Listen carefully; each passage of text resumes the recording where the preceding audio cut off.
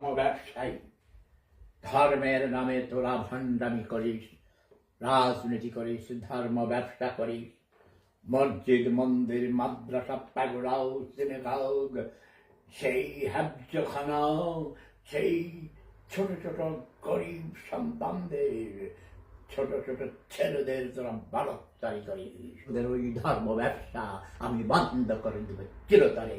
পৃথিবী থেকে তোদের এই ভুয়া ধর্মকে ঝাড়ু মেরে পৃথিবীর মানুষ তাড়িয়ে দিবে। তোদের জুতা মারি, ডক্টর ইউনূসের গালে জুতা মারি, হারামজাদা রাজাকারের বংশধর এই বাংলার মাটিতে, এই ইয়াহিয়া খানের প্রেতাত্মা। এই যে দেখো, যোদ্ধাপরাধীদের বিচার হয়নি বলে আজও বাংলার মাটিতে ওই সব বিভিন্ন রূপে ধর্মের লেবাস পরে সবচেয়ে বেশি ক্ষতি করেছে, বাংলা মায়ের বুক খালি করেছে। প্রতিনিয়ত 10,000-এর উপর শিশুকে হামের টিকা দেয় নাই বলে মৃত্যুর করে ঠেলে দিয়েছে। আজও লক্ষ লক্ষ শিশু হামে আক্রান্ত হয়েছে, কিন্তু এই বাংলার মানুষ অসত্যি তোমার খুব বর্বররা, তোদের কোনো চৈতন্য নেই, তোরা আজও কোনো প্রতিবাদ করিস নাই। বর্বরেরা বর্বরেরা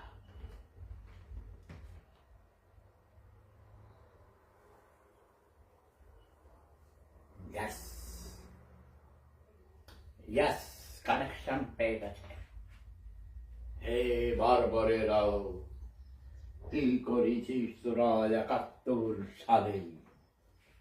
রাজাকার, যোদ্ধাপরাধী, আল বদর, আল শামস কলাবরেটরেরা, তোদের বিচার হয়নি বলে বাংলায় আবার অধঃপতিত। বাংলা আজ রাজাকারের কবরে পতিত। সেই রাক্ষসেরাও, সেই শকুনেরাও, সেই কালো শকুনের পরিবর্তে সাদা শকুনদের দখলে বাংলা। আমার বাংলা মা আজ আজ আবার সেই সাদা শকুনের কবরে পতিত। বাংলার পতাকাও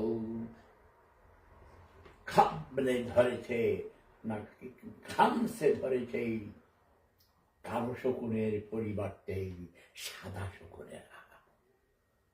তোরা সভ্য, তোরা বারবার, তোরা মূর্খ, তোরা রাজাকার, তোরা অমানুষ, তোরা পশুর চেয়ে অধম। তোদের আমি ঝাড় মারি,